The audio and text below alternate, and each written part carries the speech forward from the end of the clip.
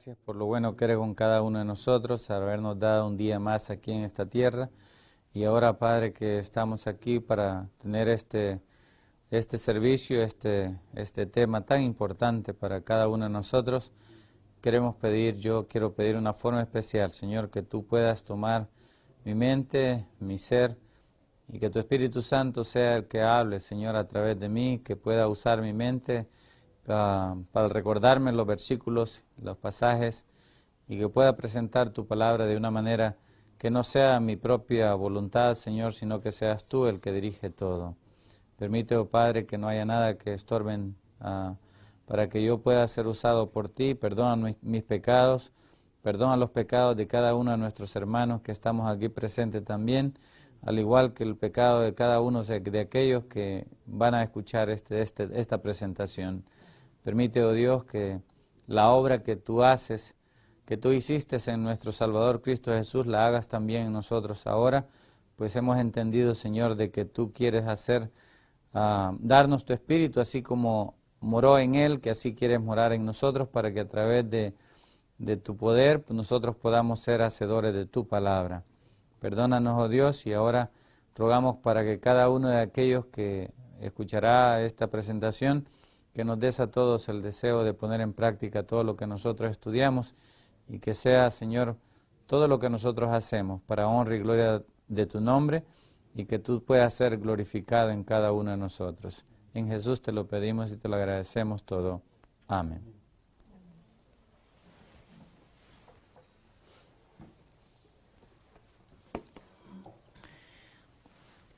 En el libro de Apocalipsis aparece un grupo muy especial,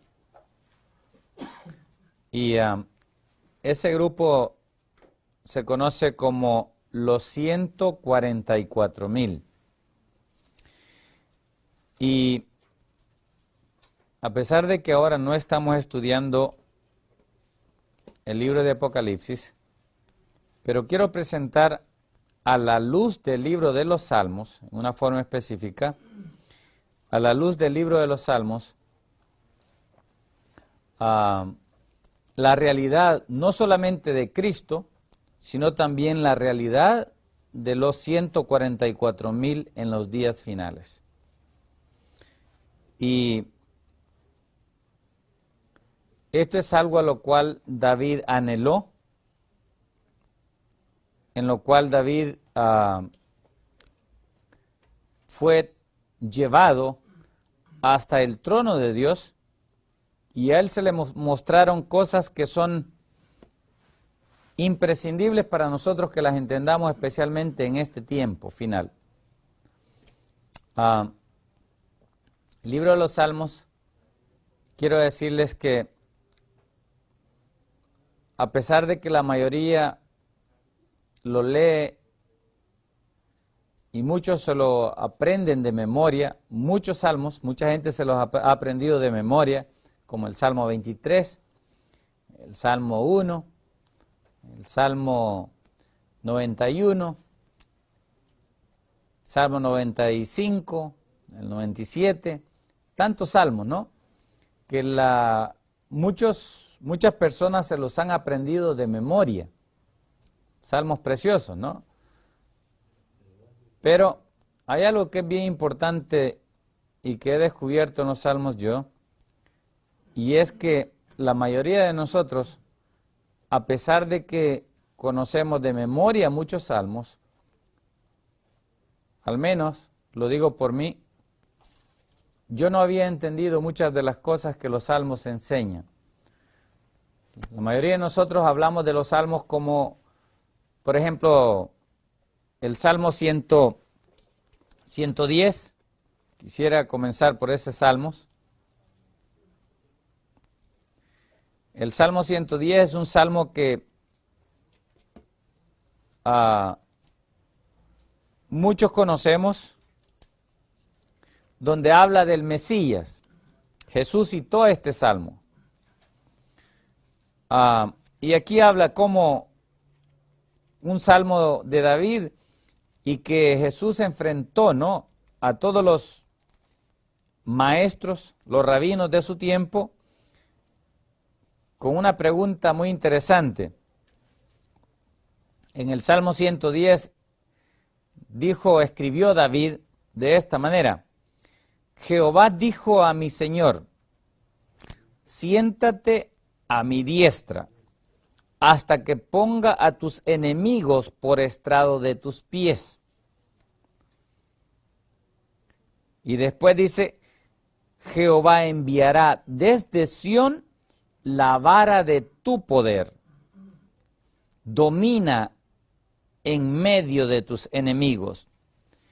Versículo 3 dice, tu pueblo se te ofrecerá voluntariamente en el día de tu poder, en la hermosura de la santidad.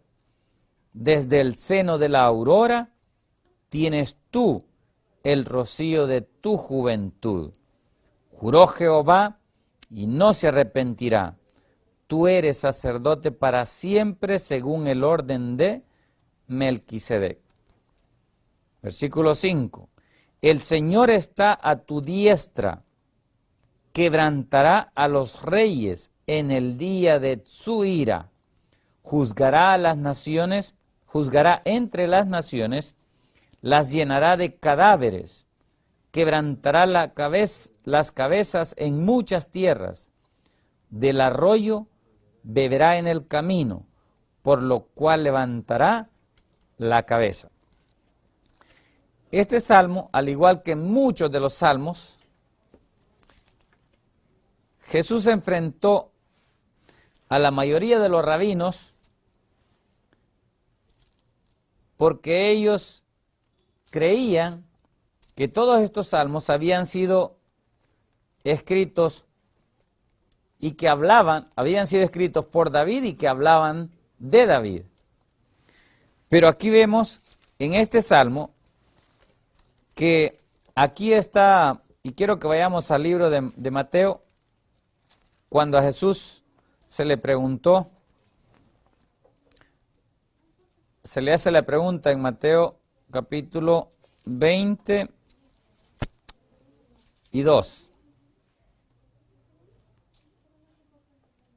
Mateo 22. Vamos a leer del versículo 34 en delante. Mateo 22, 34 en delante. Versículo 34. Entonces los fariseos, oyendo que había hecho callar a los saduceos, se juntaron a una, y uno de ellos,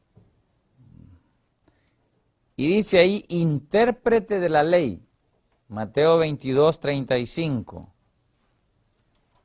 Y uno de ellos, intérprete de la ley, preguntó por tentarle diciendo, Maestro, ¿cuál es el gran mandamiento en la ley? Y Jesús le dijo, amarás al Señor tu Dios con todo tu corazón, y con toda tu alma, y con toda tu mente. Este, dijo Cristo, es el primero y grande mandamiento. Versículo 39.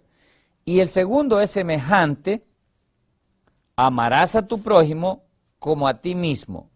De estos dos mandamientos depende toda la ley y los profetas.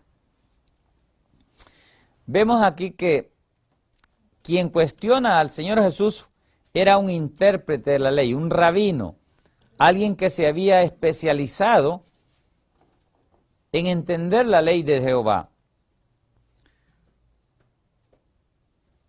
Después de eso, Jesús les hace una pregunta a los mismos fariseos. Y dice el versículo 41, y estando Jesús, ¿no? Y estando juntos los fariseos, Jesús les preguntó, diciendo, ¿qué pensáis del Cristo? ¿De quién es hijo? Y los rabinos le dijeron, de David. Y aquí los desafía con la pregunta, con otra pregunta él, y le dice, pues ¿cómo David en el Espíritu le llama Señor? Diciendo, dijo el Señor a mi Señor, siéntate a mi derecha, hasta que ponga a tus enemigos por estrado de tus pies. Esa es la pregunta que les hace el Señor. Pues si David le llama Señor, ¿cómo es su hijo? ¿Y qué pasó? Versículo 46. Y nadie le podía responder palabra, ni osó alguno desde aquel día preguntarle más. De acuerdo a la interpretación de los fariseos del tiempo de Jesús, para los fariseos, Salmo 110 hablaba de David, y que David se iba a sentar a la diestra del Señor. Pero aquí los desafía el Señor Jesús diciéndole, si es el Señor de David, ¿cómo es que puede ser su hijo si le llama Señor? O sea, si es hijo, no le debe de llamar Señor. Pero si es el Señor, es porque no es hijo, es el Señor de David. Y eso es lo que enseña el libro de los Salmos. Y hay muchos otros salmos que muestran, ¿no?, que cuando en los salmos David escribe algo, pero que no era la realidad de David. Eran profecías que apuntaban o anunciaban lo que el Mesías iba a hacer. Aquí está hablando que Cristo, el Mesías, después de que Él completara su obra aquí en la tierra, que Él iba a ascender ¿a dónde? Al cielo. Y al ascender al cielo, se iba a sentar a la diestra de su Padre, en el cielo, no aquí en la tierra. Y eso es lo que enseña el libro de Hebreos y muchas otras partes, ¿no?, en el Nuevo Testamento, confirmando esto que los judíos no entendían. Pues ahora también muchos de nosotros no entendemos muchas cosas que los salmos enseñan con respecto no solamente a Cristo, sino también a nosotros mismos. En el libro de Apocalipsis hay un grupo muy especial, y quiero que vayamos al capítulo 6 del libro de Apocalipsis, porque el tema de ahora se llama justo lo que aquí dice en este capítulo. Apocalipsis 7, versículo 4, habla de este grupo que ahora vamos a hablar, no en detalle, porque así no es el plan mío en esta ocasión hablar del Apocalipsis en sí, sino hablar solamente de este grupo a la luz de los salmos. Dice el versículo 4,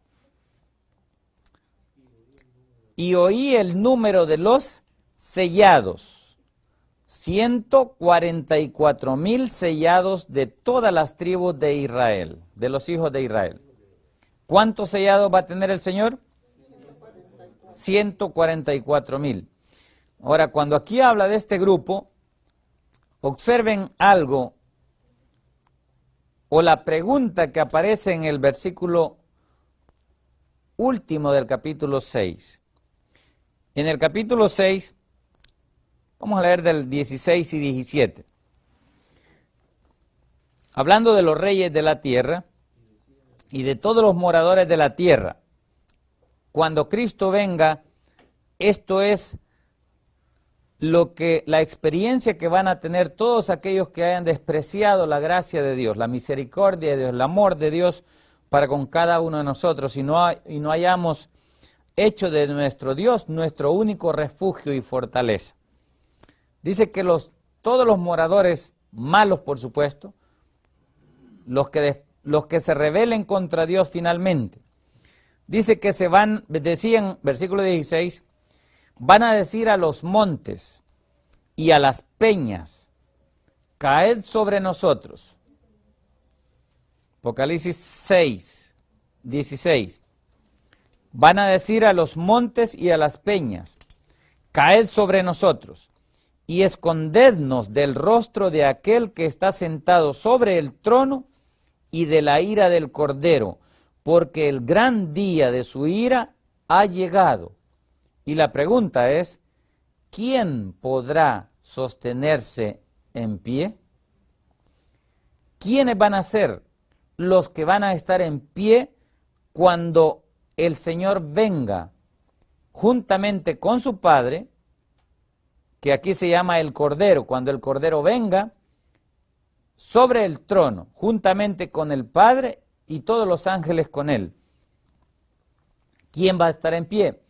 El resto, la gran mayoría de los hombres, como dice el versículo 15, van a preferir que caigan las piedras y los montes sobre ellos antes que contemplar la gloria de Dios.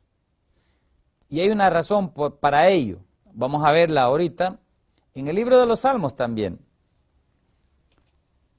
Y por eso estoy hablando de este grupo en los Salmos, porque quiero que ustedes vean esta realidad. Ahora, la respuesta a la pregunta, ¿quién estará en pie?, la da el capítulo 7 del 1 al 3, o del 1 al 4, lo que ya leímos parte, pero leamos ahora del 1 al 3.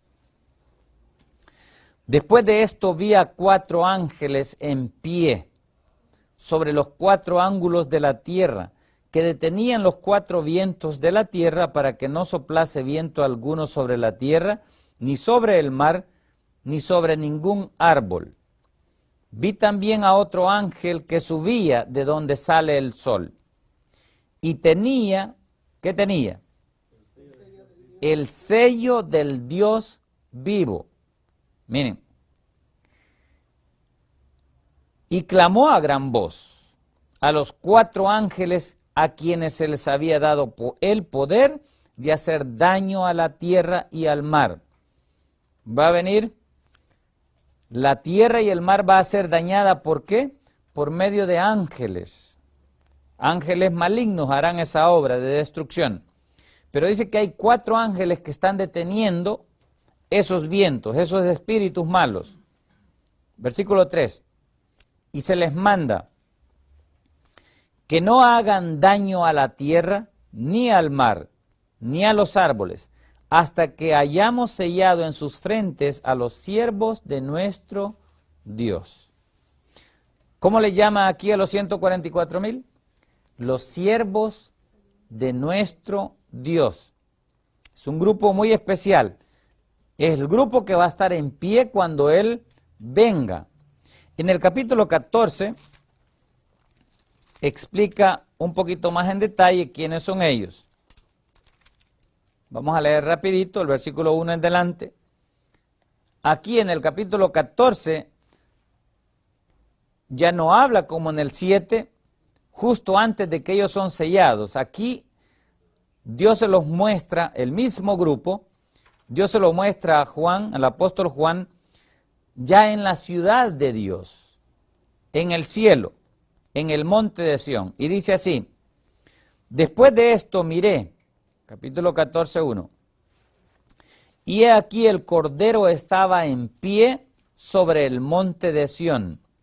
Y con él, ¿quiénes estaban? 144,000 que tenían el nombre de él y el de su Padre escrito en la frente. Y oí una voz del cielo, como estruendo de muchas aguas, y como sonido de un gran trueno, y la voz que oí era como de arpistas que tocaban sus arpas, y cantaban un cántico nuevo delante del trono, y delante de los 4 seres vivientes, y de los ancianos. Y nadie podía aprender el cántico, sino aquellos 144,000 que fueron redimidos de entre los de la tierra. Versículo 4. Estos 144,000 son los que no se contaminaron con mujeres, pues son vírgenes. Estos son los que siguen al Cordero por donde quiera que va. Estos fueron redimidos de entre los hombres como primicias para Dios y para el Cordero. Y en sus bocas no fue hallada mentira, pues son sin mancha delante del trono de Dios. Aquí vemos estos 144,000 dice que tienen el nombre del Cordero y el nombre de el Padre escrito en la frente. Ese es el sello del Dios vivo del cual habla el capítulo 7. Y tiene que ver con el nombre del Padre y del Hijo en su frente. Y dice que estos 144,000 están delante del trono de Dios. Se les permite a ellos estar en la primera fila. Son los redimidos especiales que Dios tiene para sí. Por eso se les llama las primicias. Las primicias significa el mejor fruto de todos los moradores de la tierra que han sido redimidos. Estos son los 144,000. Dice que en sus bocas no fue hallada mentira. Ellos son sin mancha delante del trono de Dios. No voy a explicar mucho Apocalipsis 14 en esta ocasión, simplemente quiero tomar algo que es bien importante. ¿Qué hay en el monte de Sión?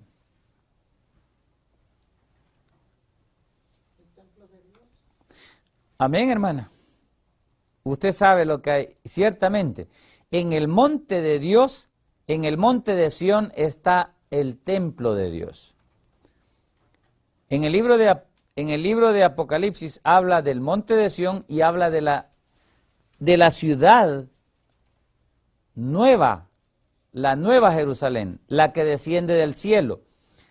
Hay algunos que moran en la ciudad, pero los que se les permite entrar en el templo de Dios es un grupo muy especial, y esos son solamente los 144,000. Son los únicos que entran en el templo de Dios.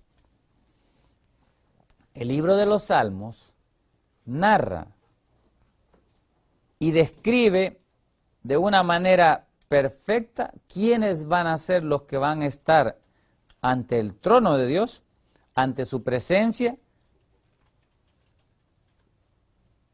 y inclusive quiénes se van a sentar en el trono con él, porque no solamente van a estar en el trono, sino que a ellos se les va a permitir sentarse en el trono también juntamente con Cristo. El libro de los Salmos enseña todas estas verdades que nosotros necesitamos entender. Pero antes que nada quiero decirles algo. En el cielo, por supuesto, en el monte de Sión está el templo de Dios. Allá está el templo. En el capítulo 21 habla de ese templo. Apocalipsis 21. Apocalipsis 21, versículo 22. Dice que en la ciudad, la Nueva Jerusalén, no está el templo. El templo está fuera de la ciudad. De ahí dice, versículo 22, 21-22. Y no vi en ella, o sea, en la Nueva Jerusalén, no vi en ella templo, porque el Señor Dios Todopoderoso es el templo de ella y el Cordero. O sea, en la Nueva Jerusalén no hay templo. El templo está afuera, en el monte de Sión. En otra ocasión voy a compartir esto.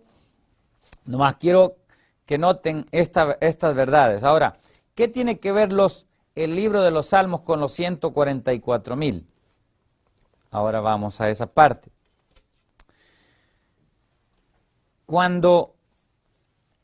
Como leímos en el capítulo 6 del libro de Apocalipsis, quisiera que vayamos a esa pregunta otra vez más. Quiero que la ponga, la pregunta que hace en ese capítulo, Apocalipsis 6, 17 nada más. ¿Quién estará en pie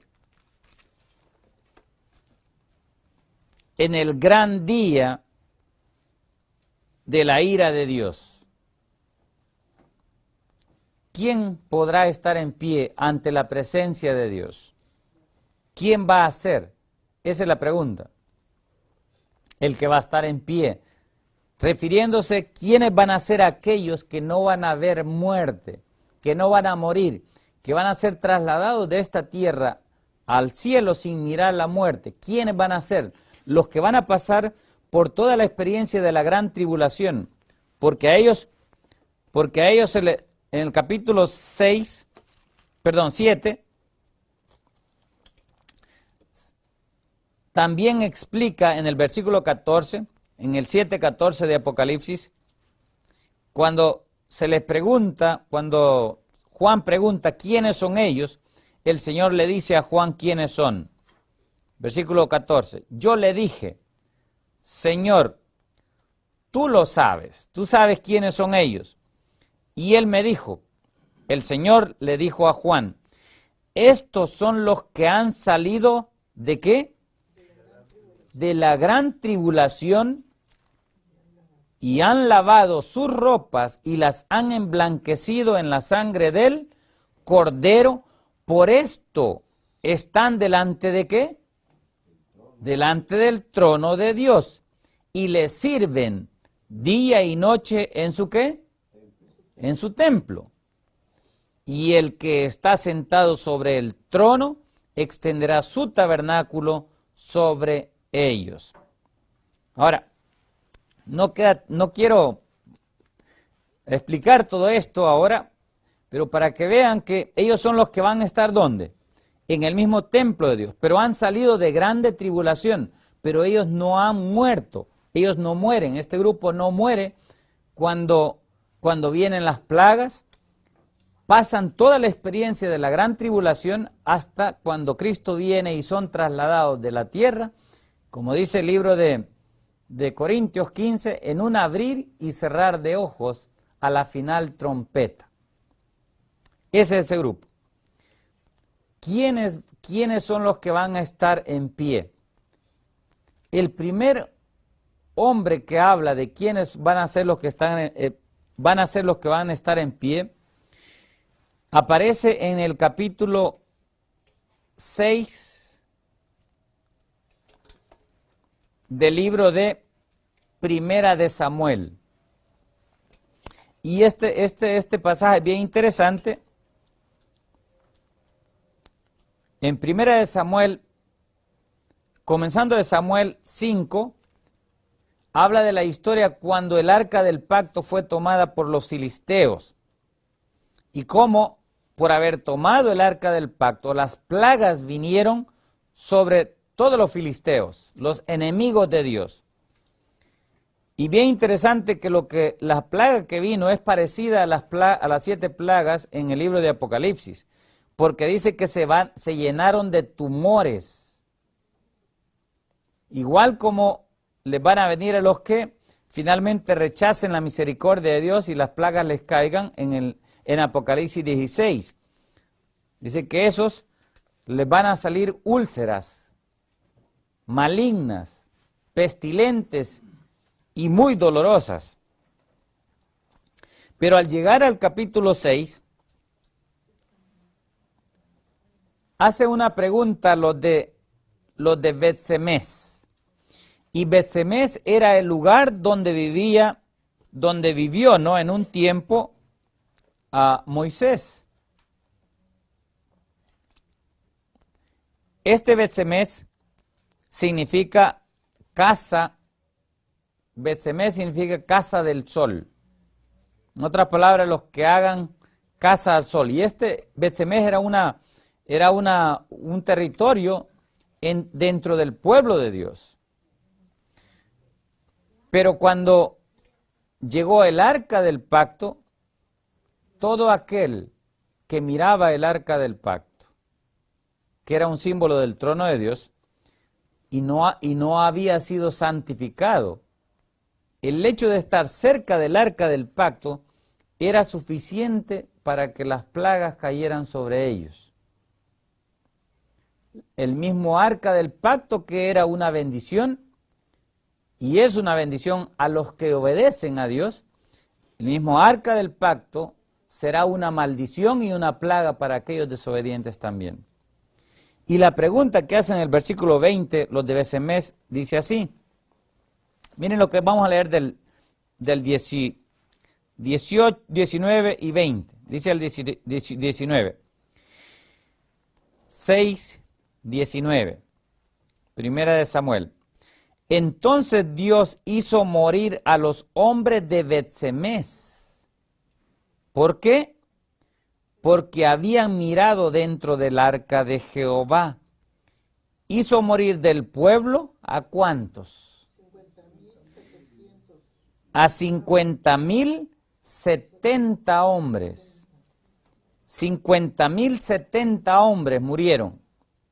Y lloró el pueblo, porque Jehová lo había herido con tan grande mortandad. Y aquí estaba ya el arca dentro del mismo pueblo de Dios. Pero como Dios había dicho que ninguna persona que no fuera santificada podía morar ante la presencia del arca del pacto. ¿Por qué? Porque el arca del pacto era la presencia de Dios. Así que fueron consumidos los mismos del pueblo de Dios. No solamente fueron consumidos los filisteos, sino también los del pueblo de Dios por haber hecho lo que no debían de haber hecho. Ahora, ellos hacen una pregunta y la respuesta la da lo que leímos en Apocalipsis, versículo 20. Y dijeron los de Bet-Semes, ¿quién podrá estar delante de Jehová, el Dios qué? El Dios santo. Y hace otra pregunta. ¿A quién subirá desde nosotros? La respuesta la da Apocalipsis, amén. Por eso es bien importante que entendamos, miren, la base de todo el libro de Apocalipsis, o todo el Nuevo Testamento, está en el Antiguo Testamento.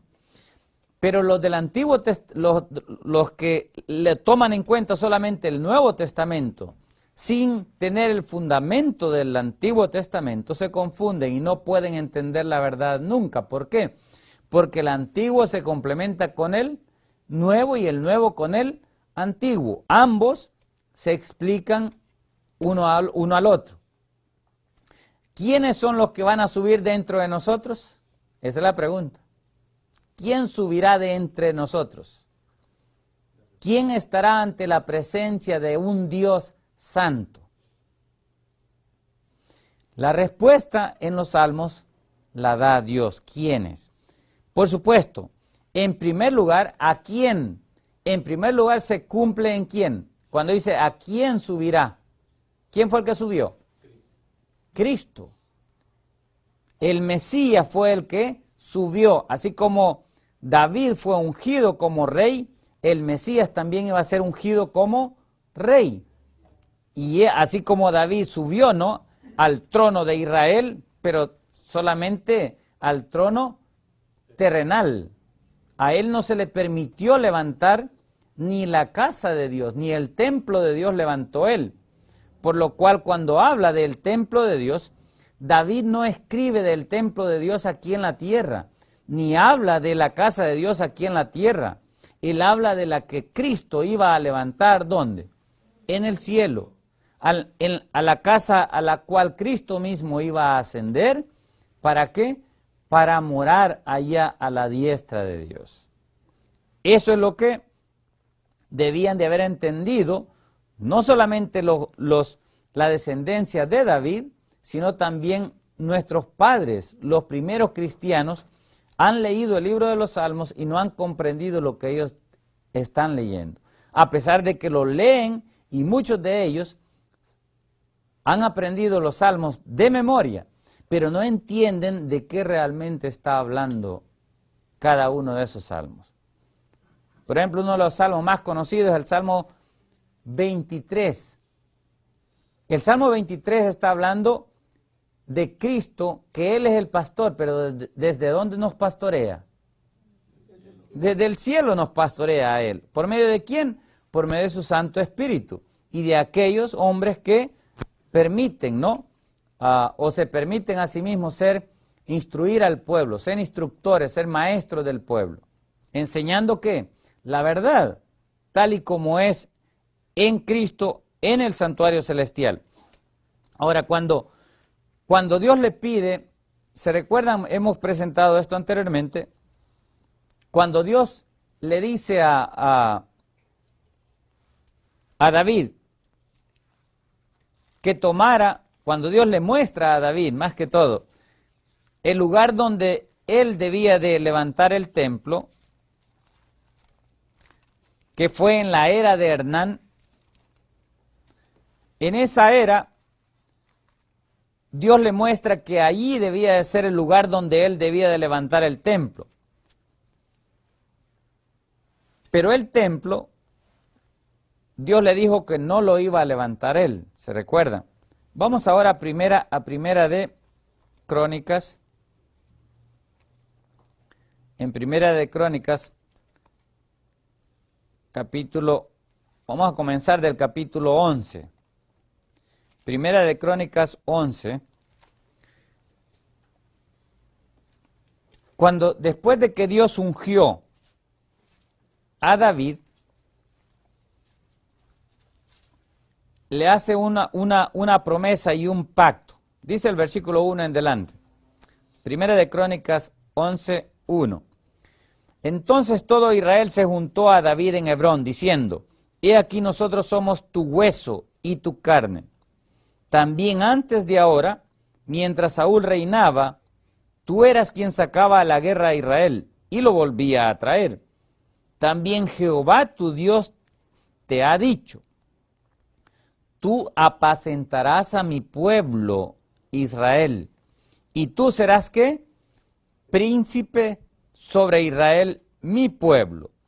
Y vinieron todos los ancianos de Israel al rey en Hebrón, y David hizo con ellos pacto delante de Jehová, y ungieron a David por rey sobre Israel, conforme a la palabra de Jehová por medio de Samuel. Ahora miren lo que pasó aquí. Versículo 4. Entonces se fue David con todo Israel a Jerusalén, la cual es ¿qué?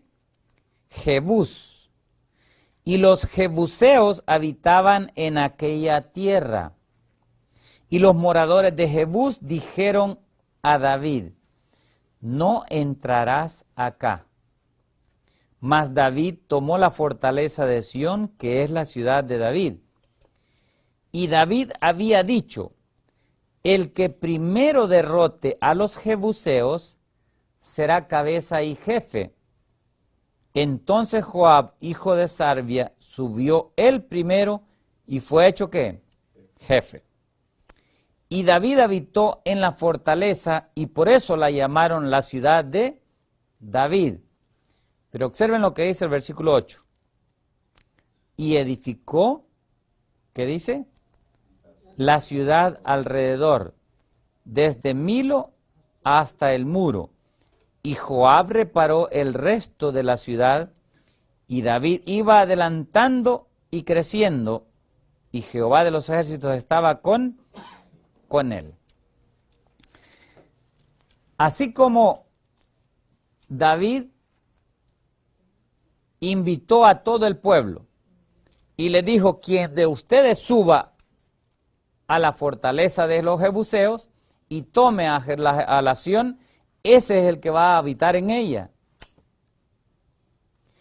De igual manera, el libro de los Salmos enseña esa realidad. Aquel que conquiste la Jerusalén celestial, ese será el que more en ella. Aquel que restaure la Jerusalén celestial va a ser el que more en ella. Aquel que levante la ciudad celestial va a ser la que more en ella. ¿Por qué? Porque así como la Jerusalén terrenal fue abandonada por el pueblo de Dios, así también la Jerusalén celestial ha sido abandonada por el cristianismo. La mayoría de los cristianos no tienen idea de lo que es la Jerusalén celestial. No conocen de eso. Se nos enseña a ver nada más las cosas terrenales. La mayor parte de los cristianos, lo he dicho anteriormente, están viendo a la Jerusalén terrenal, Israel. allá en el Medio Oriente, buscando levantar esa Jerusalén. Cuando Cristo ascendió al cielo para levantar otra Jerusalén, para que nosotros miremos esa Jerusalén. En esa Jerusalén fue donde Cristo entró y se sentó a la diestra de Dios. ¿Para qué? Para ministrar y terminar su obra en favor de nosotros. Él está esperando hasta que los enemigos de Él sean puestos, como dice el Salmo 110, sean puestos por estrado de sus pies. Y Él va a poner a los enemigos por estrado de sus pies. Entonces, cuando los enemigos sean puestos por estrado de sus pies, entonces Él vendrá a reclamar a los que son sus siervos, los que le sirvan a Él, los que le hayan servido, y a ellos se les va a conceder que entren con Él al templo que Él ha levantado. Al ir al capítulo 1 de los Salmos, el mismo capítulo 1 comienza a hablar de quién es el que va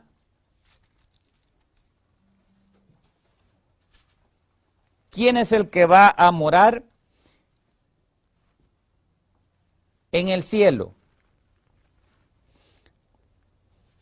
Y habla desde el versículo 1, quién se va a sentar con él.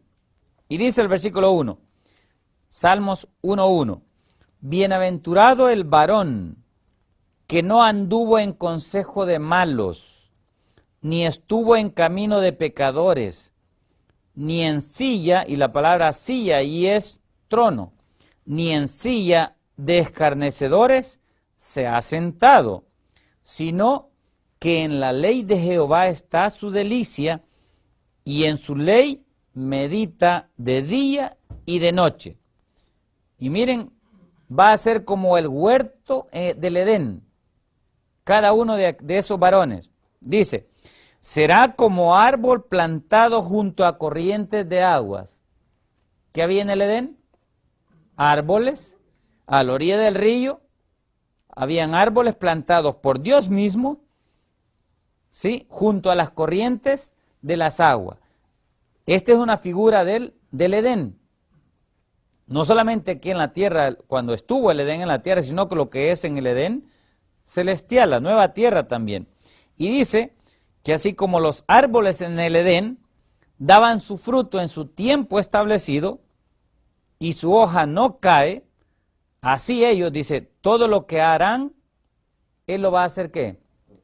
Lo va a hacer prosperar. Pero por el otro lado, habla del otro grupo. Estos son el grupo fiel. El otro grupo dice, versículo 4, no así los malos, que son como ¿qué? Como el tamo arrebatado por el viento. Yo lo pongo ahí arrebatado, que arrebata el viento. Por tanto, no se levantarán los malignos en el juicio. Y nosotros como adventistas conocemos del juicio. ¿Cuándo comenzó el juicio? El juicio, conforme a la palabra de Dios, enseña, Daniel capítulo 8, versículo 14, enseña que el juicio comenzará al principio o al final, ¿no?, del periodo de 2300 tardes y mañana. ¿Qué es lo que Apocalipsis 14:6 habla de que el juicio ha comenzado? Los malos, los malignos, no se levantarán en el día del juicio y serán como tamo. ¿Se acuerdan que Daniel, hablando de los que van a ser desmenuzados en Daniel 2 por la piedra que va a dar a la estatua? Dice que serán como tamo del viento y los esparcirá sin que de ellos quede rastro alguno. Daniel 2 enseña eso. Lo mismo está hablando aquí. Los que no hayan sido dignos en el día del juicio de estar ante el trono de Dios, ante la presencia de Dios, van a ser ¿qué? Cortados. Y termina diciendo el versículo 5, ni los pecadores, ¿sí?, se levantarán en la congregación de los justos. O sea, los pecadores no van a estar entre los justos. Porque Jehová, dice, conoce el camino de los justos, mas la senda de los malos perecerá. Desde este mismo capítulo, ¿no? Ya está hablando de cosas celestiales, está hablando del Edén. El primer capítulo 1. Ahora, si leemos el capítulo 2, que es otro salmo de Cristo, claramente, y vamos a ver que las mismas promesas para Cristo son las mismas promesas para nosotros también. Dice el capítulo 2. Y esto es lo que va a ocurrir, esto ocurrió con Cristo y va a ocurrir también con todos aquellos que hagan de la ley de Dios su delicia y que la pongan en práctica en su vida, meditando en ella de día y de noche. Miren lo que hicieron contra Cristo, y lo mismo que hicieron contra Cristo, lo mismo también van a hacer los malos en los días finales también contra ese grupo especial, los 144,000. Dice el 2, 1. Pregunta, ¿por qué se amotinan las gentes y los pueblos piensan cosas vanas? Y dice, se levantarán los reyes de la tierra y príncipes consultarán unidos. Miren, habrán reyes, habrán príncipes que se van a unir, los malos, ¿no? ¿Contra quién? Contra Jehová y contra su Cristo, contra su Mesías, contra su ungido. Y van a decir, rompamos sus ligaduras y echemos de nosotros sus cuerdas. Y cuando habla sus cuerdas ahí, está hablando del santuario. En el santuario, en el tabernáculo, habían cuerdas que amarraban el santuario para que el santuario no se moviese, ¿se recuerdan? Habían cuerdas. Todas estas son figuras del santuario, del templo. Por eso es que digo, todo el libro de los Salmos da lecciones que nosotros debemos de entender para que nosotros comprendamos qué debemos de hacer para estar ante la presencia de un Dios santo. Y dice, versículo 4, hablando de los malos que se unieron contra Cristo. El que mora en los cielos se reirá, el Señor se burlará de ellos, luego hablará a ellos en su furor y los turbará con su ira. Versículo 6, pero yo he puesto mi rey, ¿sobre qué? Sión. Sobre Sión. Miren, mi santo monte. Pero ¿de quién está hablando aquí? Está hablando de Cristo. Aquí ese rey que él puso en el monte de Sión es Cristo. ¿Pero dónde van a estar los 144,000? En el mismo monte de Sión. ¿Juntamente con quién? Juntamente con Cristo.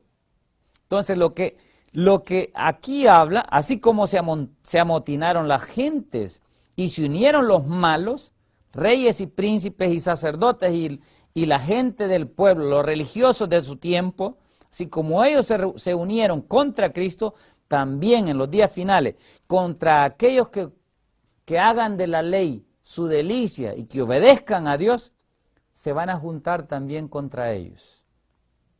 Y van a buscar, igual como de Cristo, van a buscar la destrucción. Pero Dios, miren qué interesante, a Cristo permitió que fuera, ¿qué? Muerto. Porque la profecía tenía que cumplirse, Él tenía que morir, no tenía ninguna escapatoria. La única manera, por eso es bien interesante, hay un tema, ¿no? La única alma que no tuvo perdón. Cristo. Satanás tuvo perdón, se le ofreció, lo despreció, pero a Cristo no tuvo perdón. Él tenía que morir, debía de morir. La única manera como él podía cumplir el plan era si él moría, no había otra opción. Él tenía que morir. Pero miren qué bueno es Dios. Él tuvo que morir. Pero a nosotros nos hace la invitación y nos dice, ustedes no van a morir. Si hacen lo que yo hice, no van a morir. Yo no voy a permitir que nadie les toque y los destruya. Y Dios va a salvar a ese grupo especial y no va a permitir que sean destruidos. Dios los va a preservar con vida y los va a transportar de esta tierra al cielo, a la ciudad misma de Dios, sin ver la muerte. ¿Le gustaría estar entre ese grupo? Amén. Pues claro. Y somos la generación final. Nosotros somos, hoy por hoy, en el año 2015, yo estoy más que seguro que somos la generación final que tiene ese privilegio y que tiene esa oportunidad de estar entre ese grupo. Porque el Señor está pronto a venir. No creo que demore mucho más tiempo. Las profecías lo indican claramente y vamos a estudiar, cuando estudiemos el libro de Apocalipsis, vamos a ver eso, cuán cerca está la venida del Señor. Pero va a ser bien difícil que se salven algunos, hermanos, porque todos, aunque conocemos la palabra y la estamos estudiando, los costumbres que uno tiene no las deja, ahí sigue uno lo mismo. Nuestra hermana dice que será difícil para que nosotros alcancemos eso por las costumbres y los pecados y todo lo que tenemos. Ahí es donde hay que clamar así como clamó Jacob. Y le dijo al Señor, no te suelto, no te dejo ir si no me bendices. Ahí es donde entra el ayuno, la oración y la súplica y el clamor, ¿no?, que debemos de tener nosotros. ¿Para qué? Para que el Señor nos dé la victoria. No está en nosotros el poder está en Él. Él es el que va a hacer la obra completa en nosotros. Su Espíritu va a completar la obra. Pero volviendo al versículo 7. Versículo 7. Salmo 2. Yo publicaré el decreto. Jehová me ha dicho, mi hijo eres tú. Miren, aquí habla de un decreto, el decreto que Dios iba a decretar, no que Cristo era el Hijo, ¿se acuerdan? Él dijo, este es mi Hijo amado en quien tengo complacencia. Él decretó eso 3 veces. Pero también habla de un decreto que va a venir contra los hijos de Dios en los días finales. Va a haber un decreto en contra de ellos, de extirparlos de la tierra. Versículo 8. Y miren lo que le dice el Padre a Cristo. Pídeme, le dice, y te daré por herencia, ¿qué? Las naciones. Fíjense lo que dice. Pídeme, le está hablando a Cristo. Pídeme y te daré por herencia las naciones. O sea, cuando Cristo viniera, Cristo iba a abrir el Evangelio para todas las naciones por igual. Acuérdense que Él dijo que en la simiente de Abraham iban a ser benditas ¿cuántas naciones? Todas las naciones de la tierra, de eso está hablando. Por eso es que dice aquí, pídeme las naciones y yo te las voy a dar a todas como herencia para ti. ¿Sí? Y esto es bien interesante. Los que serán herederos, los primogénitos, las primicias, contrario a lo que algunos asumen, ¿no?, al leer el libro de Apocalipsis, que van a salir de las 12 tribus de Israel, aquí dice que van a salir ¿de qué? De todas las naciones. Es cierto, hay que entender bien el libro de Apocalipsis a la luz del Antiguo Testamento para comprender bien por qué dice ahí son 12 tribus de Israel y da los nombres de las tribus de Israel, porque tiene que ver con caracteres, pero vamos a ver eso en otra ocasión. Disculpe, hermano, antes decían que como son 12 tribus, y van a salir 12,000 de cada tribu, que de ahí salen los 144,000. Claro, porque lo toman por literal, lo toman literal, no tal y como está ahí, literalmente, pero no entienden las cosas espirituales. Por ejemplo, el libro de Apocalipsis habla de Jerusalén, de que Cristo murió en Jerusalén, fue crucificado en Jerusalén, pero es algo simbólico. También habla de Egipto en forma simbólica, también habla de Sodoma y Gomorra en forma simbólica. sea, no es literal. Hay que entender bien el libro de Apocalipsis a la luz del Antiguo para poder comprender bien lo que está enseñando, ¿no? El Señor revelando el Señor en el libro de Apocalipsis. Por eso es que hay que entender bien la Escritura, ¿no? A la luz del Antiguo. Por eso es bien importante, ¿no? Lo que estamos viendo ahora. Regresando al versículo 8. Dice, pídeme y te daré por herencia las naciones y como posesión tuya los confines de la tierra. Los quebrantarás con vara de hierro, mira ahí está, como vasija de alfarero los desmenuzarás.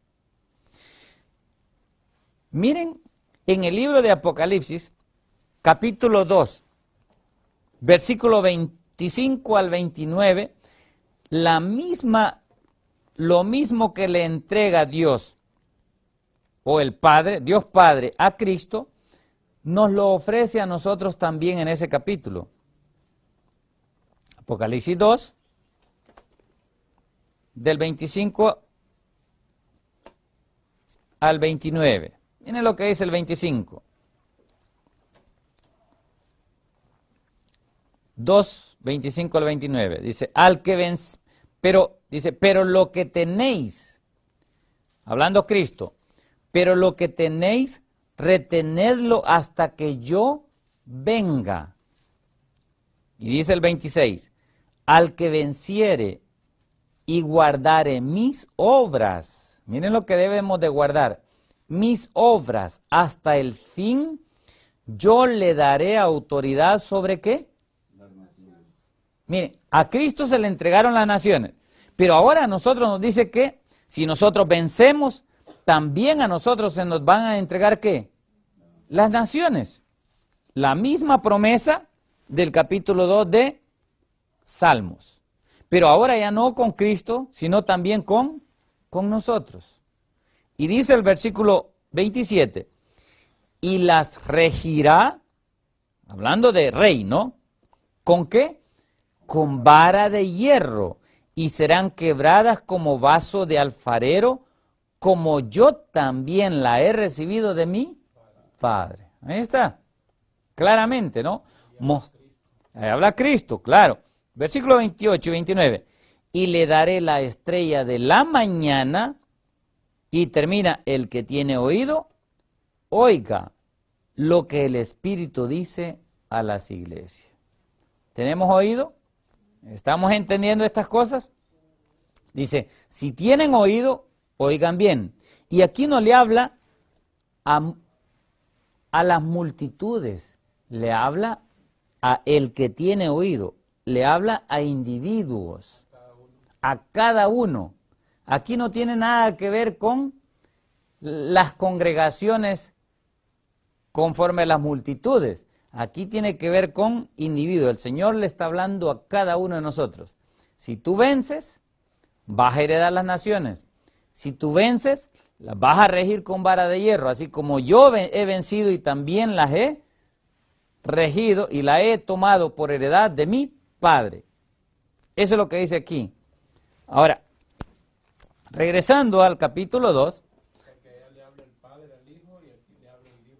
Así es. Pero están viendo cómo los salmos hablan lo mismo, que así como a David, por cierto, acuérdense, David no levantó el templo de Dios, no levantó la casa de Dios, ni la ciudad misma pudo él terminar, porque vino todavía Salomón, que fue el que completó la obra.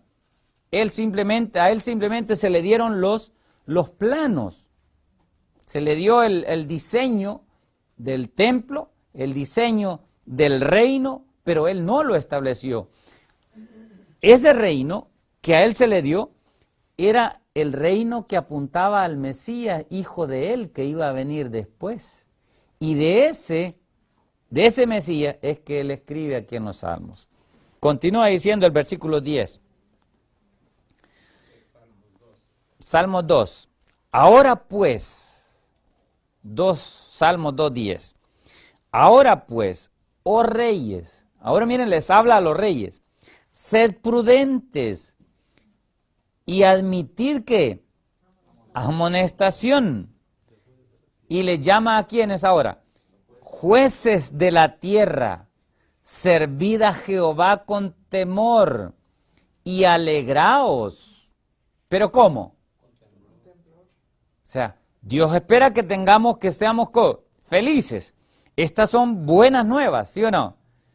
Y estas cosas nos deben de alegrar. Pero por el otro lado, nuestra alegría no debe de ser un baile como la mayoría lo están haciendo ahora en la mayoría de las iglesias, sino que esto debe ser ¿con qué? Con temblor. ¿Por qué? Cuando Moisés se presentó ante la presencia de Dios en el monte Sinaí, ¿cómo estaba Moisés? Estaba espantado y temblando, dice. Así estaba él. Pero miren lo que dice el 12. Honrad al Hijo, para que no se enoje y perezcáis en el camino, pues se inflama de pronto su ira. Y termina, bienaventurados todos los que en Él confían. ¿Quién Él? Cristo. Miren, ese mismo Cristo, miren de quién habla aquí, en el capítulo 9. Capítulo 9.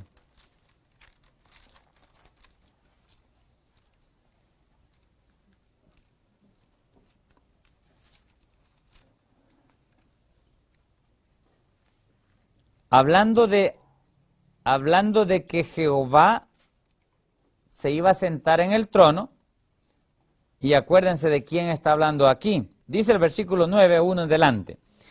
Te alabaré, oh Jehová, con todo mi corazón. Contaré todas tus maravillas, me alegraré y me regocijaré en ti. Acuérdense, esta es la experiencia de Jesús en primer lugar cuando estuvo en la tierra. Este era el clamor de Él cuando estuvo en la tierra y debe de ser nuestro clamor. Dice, cantaré a tu nombre, oh Altísimo. Mis enemigos volvieron, ¿qué? Volvieron atrás. ¿Cuándo? No en su primer venida, sino va a ser en su segunda venida. Cayeron y perecieron delante de ti, porque has mantenido mi derecho y mi causa. Y como dice el 4, te has sentado en el trono juzgando con justicia. ¿Quién es el que se siente en el trono? Es Cristo, es el que juzga, Él es el juez, no es el Padre. El Padre dice que a nadie juzga, dijo el Señor Jesús, sino que todo el juicio lo ha dado al Hijo. Ahora miren lo que dice el versículo 5. Reprendiste a las naciones, destruiste al malo, borraste el nombre de ellos. ¿Cómo dice? ¿Qué va a pasar con los malos? Borrados completamente de la tierra. Los enemigos han perecido, han quedado desolados para siempre. Y las ciudades que derribaste, su memoria pereció también ¿con qué? ¿Qué va a pasar con las ciudades en los días finales? Todas van a perecer, van a ser destruidas. Pero, 7, Jehová permanecerá para siempre. Ha dispuesto su trono para juicio. Él juzgará al mundo con justicia y a los pueblos con rectitud. Jehová será refugio del pobre, refugio para el tiempo de ¿qué?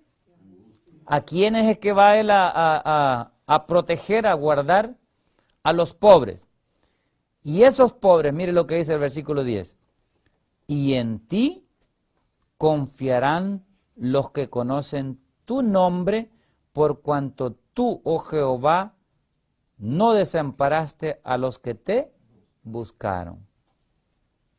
¿Se acuerda que allá en el versículo 2 decía que bienaventurados todos los que en ti confían? Hablando del Hijo. Pero aquí a ese Hijo, que es el juez de la tierra, ahora aquí se le llama Jehová también. Es el mismo Jehová. Por eso es que dice el versículo 11, cantad a Jehová, que habita ¿dónde? En Sión, pero no la Sión terrenal, sino ¿dónde? Está hablando de la celestial. Aquí está hablando que Cristo, Dios, mora en Sión. Y dice, publicad entre los pueblos sus obras, porque el que demanda la sangre se acordó de ellos.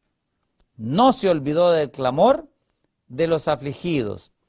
Ten misericordia de mí, Jehová. Mira mi aflicción que padezco a causa de los que me aborrecen. Tú que me levantas de las puertas de la muerte, para que cuente yo todas tus alabanzas en las puertas de la hija de Sión, y me goce en tu salvación. La hija de Sión, aquí está hablando ya David de la tierra, la Jerusalén terrenal. David anhelaba contar en la hija de Sión, en la Jerusalén terrenal, las cosas de la madre de la Sión celestial. Eso es lo que él anhelaba hacer. Por eso es que miren, el capítulo 8 habla de Cristo, como Cristo fue glorificado en el cielo, como Cristo fue coronado en el cielo, el capítulo 8. El capítulo 7, el capítulo 5, todos estos capítulos habla de Cristo. Pero quiero saltarme un poquito a lo que dice el capítulo 15. ¿Okay? Algo parecido a la pregunta que hicieron los de Bet-Semes, que dijeron, ¿quién morará ante la presencia del Dios Santo? ¿Quién subirá dentro de nosotros? La respuesta aquí la da. Dios se la mostró a David. Versículo 1, 15:1. Jehová, ¿quién habitará en tu tabernáculo? ¿Quién morará en tu monte santo? Y la respuesta, ahí está. El que anda en integridad y hace ¿qué? Y hace justicia. Y habla verdad en su corazón. El que no calumnia con su lengua, ni hace mal a su prójimo. Miren, el que no calumnia, el que no dice nada malo de un prójimo, ni hace mal a ningún prójimo, ni admite reproche alguno contra su vecino. Aquel a cuyos ojos el vil es menospreciado, pero honra a los que temen a Jehová. El que aún jurando en daño suyo, no por eso ¿qué? Dice, no por eso cambia. Fíjese, debemos de cambiar. Y dice el versículo 5, quien su dinero no dio a ¿qué?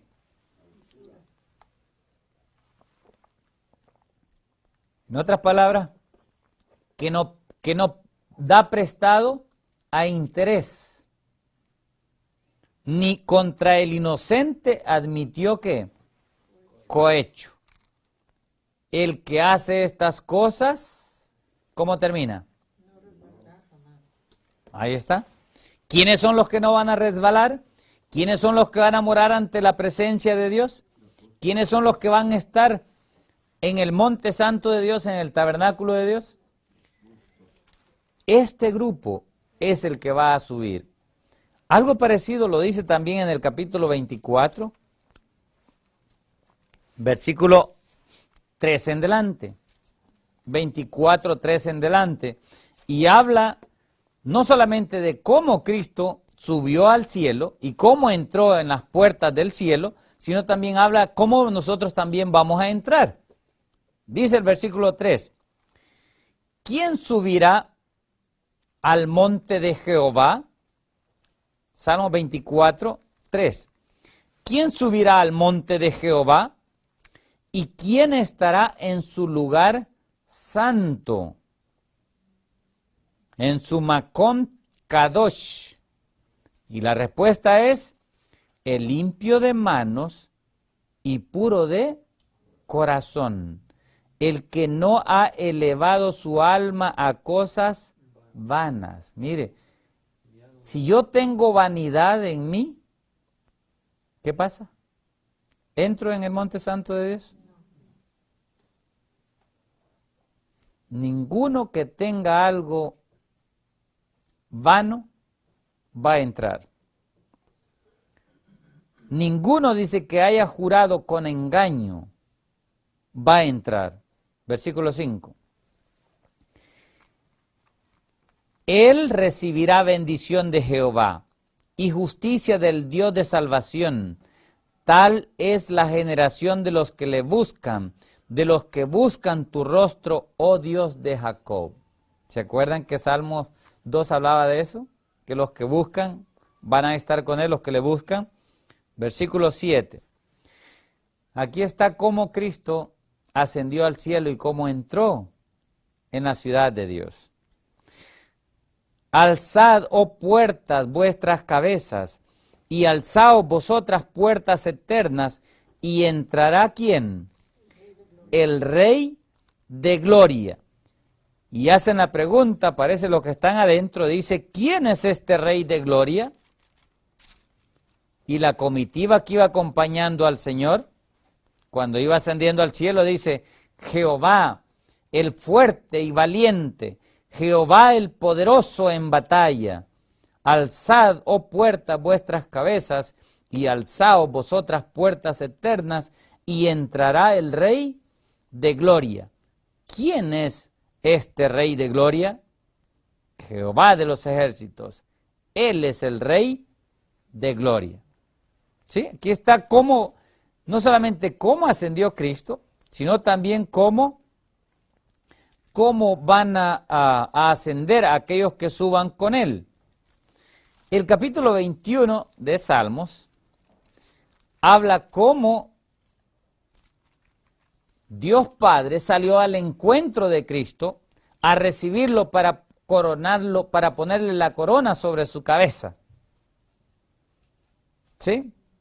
El 21, dice el 1 en delante, del 1 al 7. El rey se alegra en tu poder, oh Jehová. Miren, eso está parecido a otro Salmo 63:11. Versículo, y en tu salvación, ¿cómo se goza? Le has concedido el deseo de su corazón y no le negaste la petición de sus labios, porque le has salido al encuentro con bendiciones de bien, igual como el hijo pródigo. ¿Se acuerdan el hijo pródigo? ¿Cómo le salió el padre al hijo pródigo? Lo fue a encontrar. ¿Qué hizo el padre con Cristo? Salió a encontrarlo también.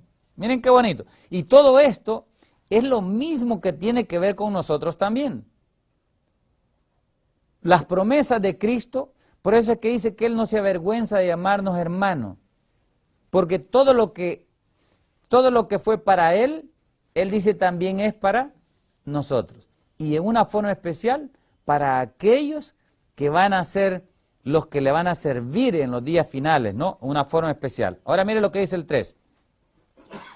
Porque le ha salido, dice, al encuentro con bendiciones de bien. Y dice el versículo siguiente, sí, continúa diciendo, corona de oro fino. ¿Qué dice? Has puesto sobre su cabeza. Vida te demandó. ¿Se acuerdan? ¿Cuándo es que le demandó la vida? Cuando él dijo, Padre, en tus manos encomiendo mi espíritu, es lo que estaba diciendo, guárdame la vida. Y él se la dio, pero también dice que él mismo tenía poder para dar la vida y también poder para volverla a tomar. Y él, por eso aquí hay un salmo que dice, ¿quién lo despertará? ¿Quién lo despertó? ¿Lo despertó el Padre? ¿Lo despertó el ángel que mandó el Padre, el ángel de Jehová, el ángel de Dios? ¿O se despertó él mismo? Las tres cosas. Las tres cosas. Las tres cosas. Así es. Dice el versículo 4. No terminé de leerlo, el 4. Vida te demandó y se la diste. Largura de días eternamente y para siempre. Grande es su gloria, la gloria de Cristo, en tu salvación. Honra y majestad has puesto sobre él, porque lo has bendecido ¿para cuánto tiempo? Para siempre. Lo llenaste de alegría con tu presencia, por cuanto el rey confía en Jehová y en la misericordia del Altísimo no será ¿qué? Conmovido. Igual debe de ser nuestra experiencia. Si queremos estar en pie, debemos de aprender a confiar en Dios. No hay otra opción. Y debemos de depender totalmente de su misericordia y de su amor. Si nosotros hacemos eso, Él va a cumplir su promesa en nosotros. Y nos va a conceder, así como le concedió a Jesús también. Por eso es que en el capítulo 11, y vamos a terminar con este pasaje, acuérdense, David escribe, ¿no? Ya vimos cómo hace la invitación, ¿no? Y hace la pregunta, ¿quién morará en tu monte santo? ¿Quién estará en tu tabernáculo, no? ¿Quién te servirá ante tu presencia? ¿Quién va a ser? En el capítulo 11 habla algo que se cumplió en David, pero también tiene que ver con nosotros. Dice el versículo 1. En Jehová he confiado. ¿Cómo decís a mi alma que escape al monte cual ave? ¿Sí? Porque he aquí los malos tienden el arco, disponen sus saetas sobre la cuerda para asatear en oculto a los rectos de corazón. Pero miren lo que dice. Si fueren destruidos los fundamentos, y ahora cuando habla de los fundamentos, ¿de qué está hablando? Habla en sí de los 10 mandamientos, ciertamente. Ellos son los mismos fundamentos del trono de Dios. Los 10 mandamientos. Y dice, si fueren destruidos los fundamentos, ¿qué ha de hacer el justo? Si eso Cristo lo quitó, entonces ¿cómo nosotros podemos ser hijos del Rey? ¿Cómo podemos distinguir entre lo bueno y lo malo? ¿Cómo podemos distinguir entre lo santo y lo profano? Y dice, y aquí está lo que David vio y que Cristo conocía muy bien. Jehová, versículo 4, 11:4. Jehová está en su santo templo. Jehová tiene en el cielo su trono. Sus ojos ven, sus párpados examinan a los hijos de los hombres. Jehová prueba. ¿A quién? O sea, Él se asegura de que alguien es justo. Y se asegura que nosotros hacemos justicia. ¿Qué pasa? ¿Qué nos va a conceder? ¿Se acuerdan que decía? Que al que hace justicia le va a dar su corona. Amén. Amén. Así decía el capítulo 21. Y dice, pero al malo y al que ama la violencia, el alma de Dios, ¿qué? Los aborrece. Y sobre los malos, en vez de que llueva, ¿qué? El Espíritu Santo, bendición. ¿Qué va a llover sobre ellos? Calamidades, fuego, azufre y viento abrasador. Esa será la porción del cáliz de los malos, de ellos. Porque Jehová es justo y ama la justicia. El hombre recto, ¿cómo termina? Mirará su rostro. ¿Quiénes son los que van a mirar su rostro? ¿Quién lo va a ver cara a cara? estos que desde ya lo miremos, ¿no?, en su templo. Debemos de irnos acostumbrando a mirarlo, a mirar la santidad de Dios en su templo. Los que nos acostumbremos a la presencia de Dios, los que nos acostumbremos a la ley de Dios, los que meditemos en su palabra, en los fundamentos mismos, ¿no?, del reino, son los que van a estar allá. Esto es lo que el libro de Salmos enseña. Y solamente hemos visto algunos pocos capítulos. Vamos a tomar una pausa. Y después vamos a continuar con otra horita más.